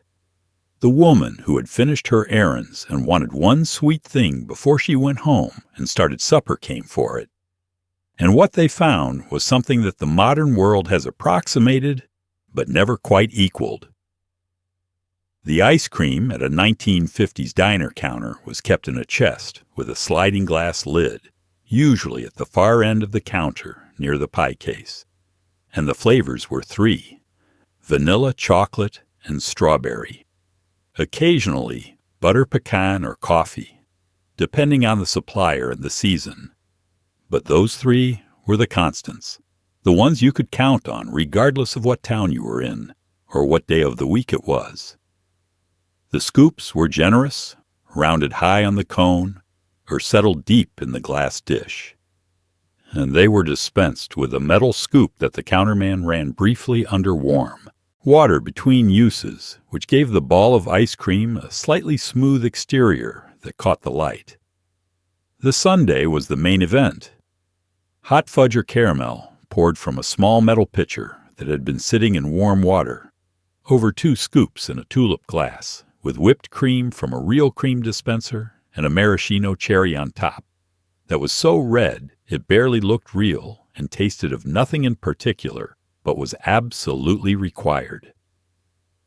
The whole thing arrived on a small plate with a long spoon and a paper napkin, and eating it was a deliberate and unhurried pleasure, working from the top down through the whipped cream into the fudge and the ice cream beneath. The temperature contrast between the hot sauce and the cold cream, producing something that has no adequate description, but that anyone who has experienced it once has been chasing in some form ever since. The ice cream soda was its own creation, a construction of some complexity for what it was. Flavored syrup in the bottom of a tall glass, a scoop of ice cream on top of that, carbonated water poured carefully over the whole thing to create the foam, a long spoon and a straw, and a paper napkin wrapped around the base of the glass to absorb the condensation. The sound it made when you drew the straw through the foam was a specific sound that belonged entirely to that object and that moment, and children made it as many times as the counterman would tolerate, before a look from across the counter suggested that once was enough. What the ice cream counter gave the diner was an afternoon life that the breakfast and lunch trade alone could not sustain. It brought in children who pulled their mothers in off the sidewalk on a Saturday, and the mothers sat at the counter too and had a cup of coffee, while the children had their sundaes, and for 20 minutes on a Saturday afternoon, the diner was full again with a different kind of fullness, lighter and louder and sweeter than the morning crowd. The sound of children on stools mixing with the low conversation of adults and the jukebox in the corner, playing something that nobody was listening to on purpose, but that everyone was hearing all the same. That specific combination of sounds and smells on a Saturday afternoon is one of the things that, once you have known it, you carry with you for the rest of your life. Step inside on a January morning in 1957, and the first thing that happens is warmth.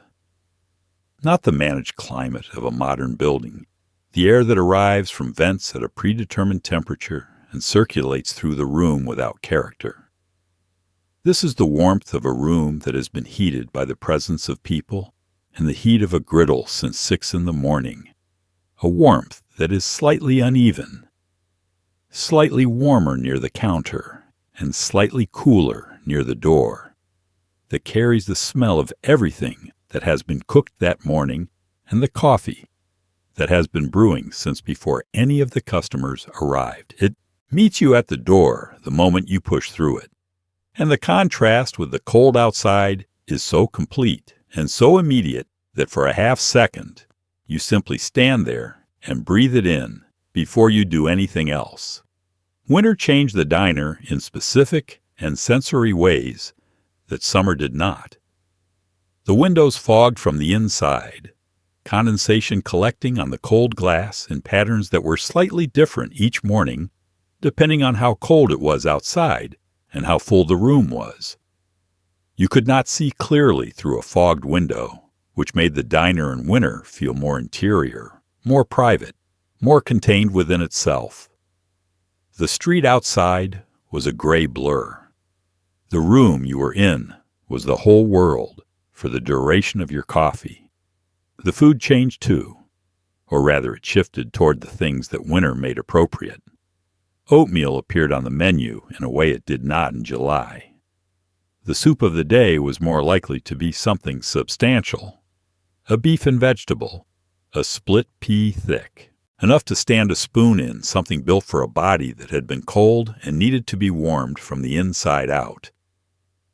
The hot beef sandwich with its brown gravy felt exactly right in January in a way that it did not quite capture in June. The cook understood this without theorizing about it. He made what the season called for, and the season in winter called for warmth and weight and the specific comfort of food that pushed back against the cold.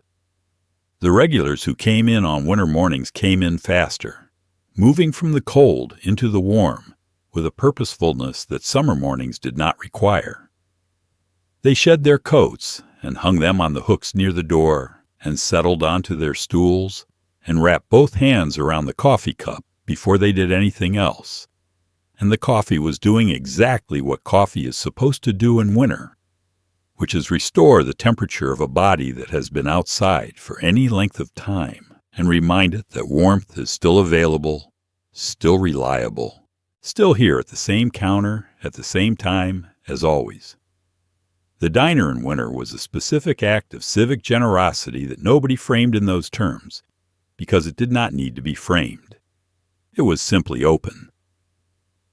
On the mornings when the temperature was below freezing and the sidewalks were iced and the school had let out late because of the weather, the diner was there, the sign lit, the door unlocked, the griddle hot.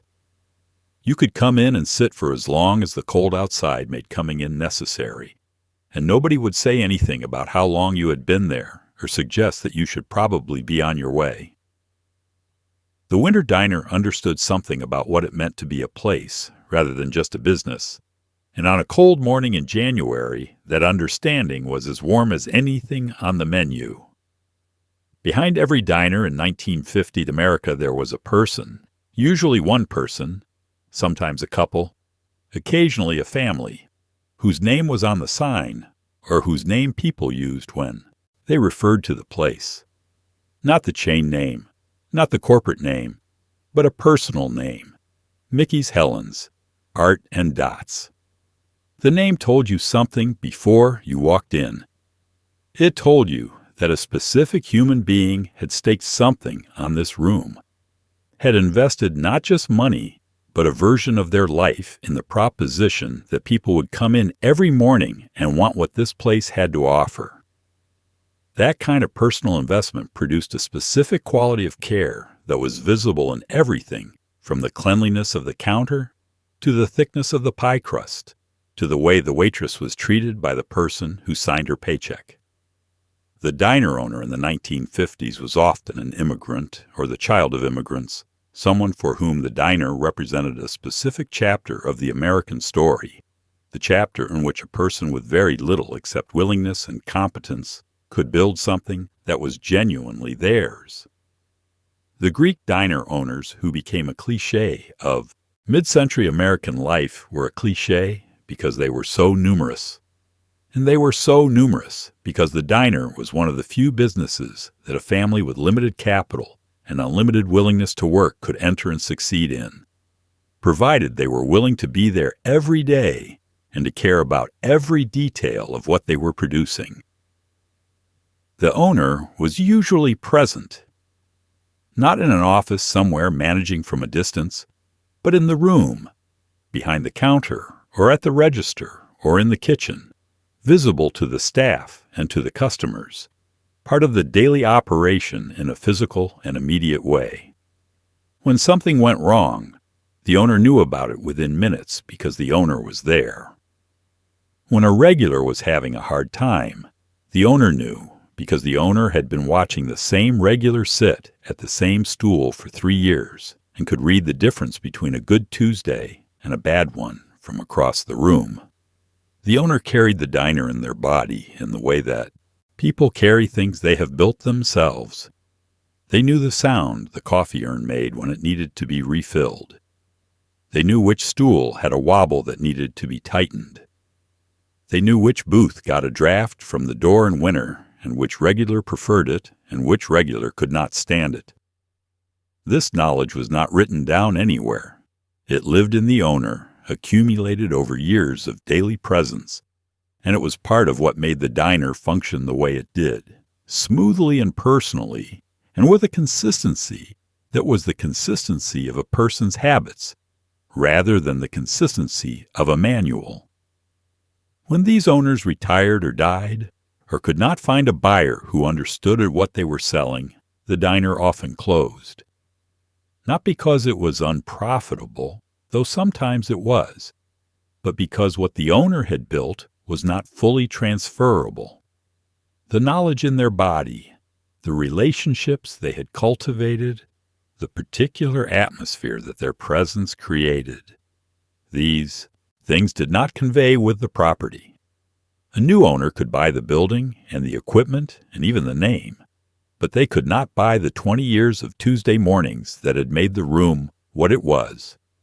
Some of them figured it out, built their own version of it, accumulated their own 20 years. But many did not, and the diners that changed hands and lost their character in the transition were a significant portion of the ones that eventually closed.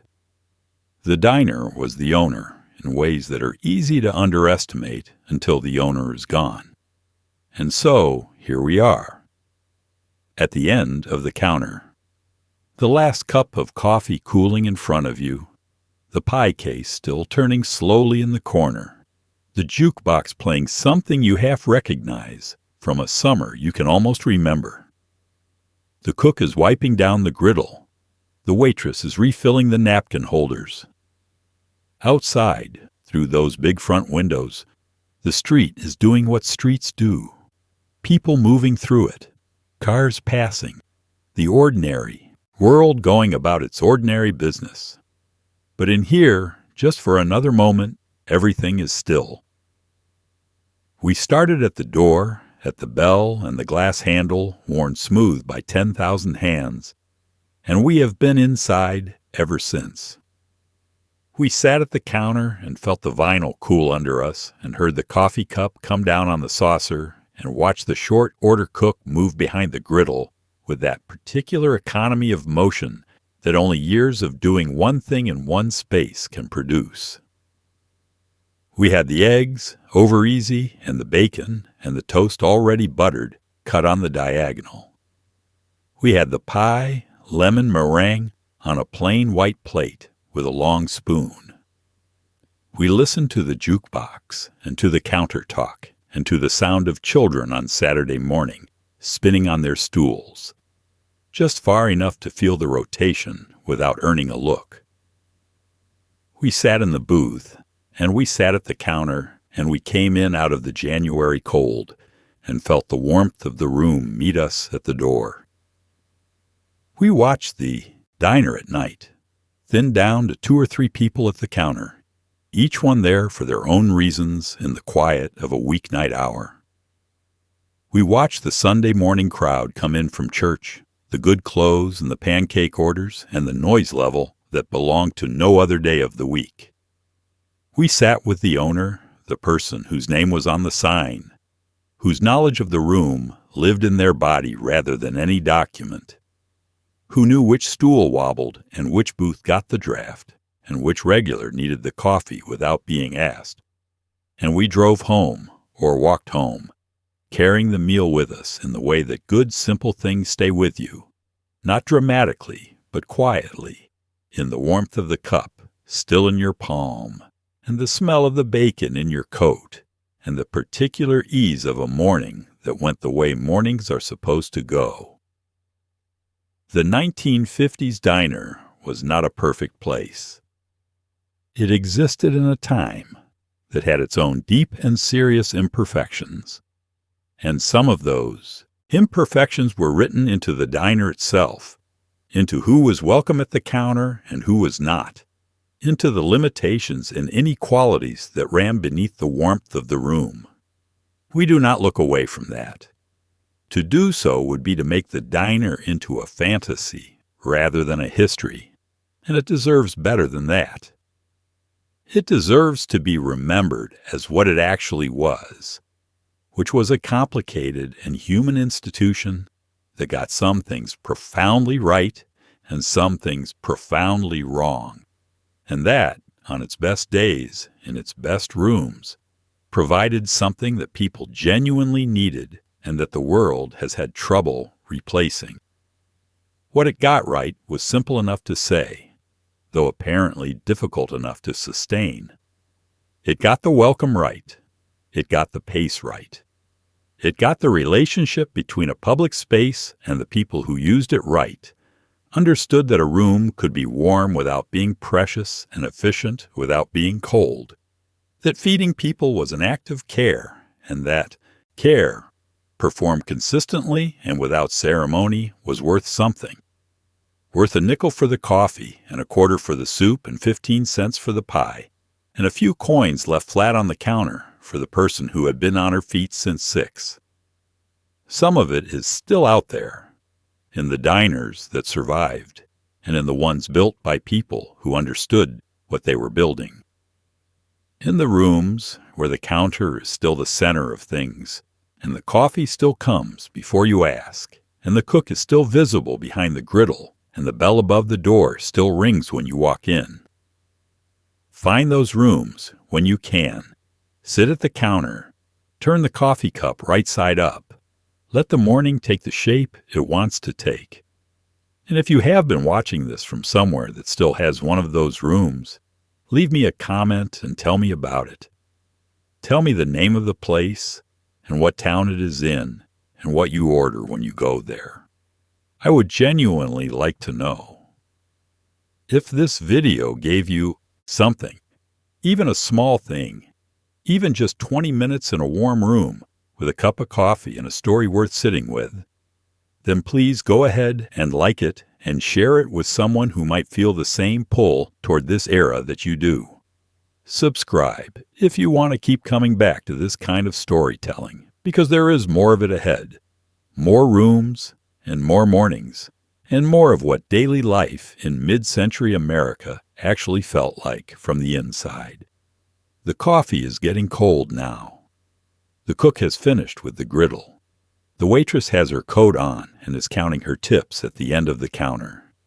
The neon sign outside is the brightest thing on the block. It was a good meal. It was exactly enough. We will do this again soon.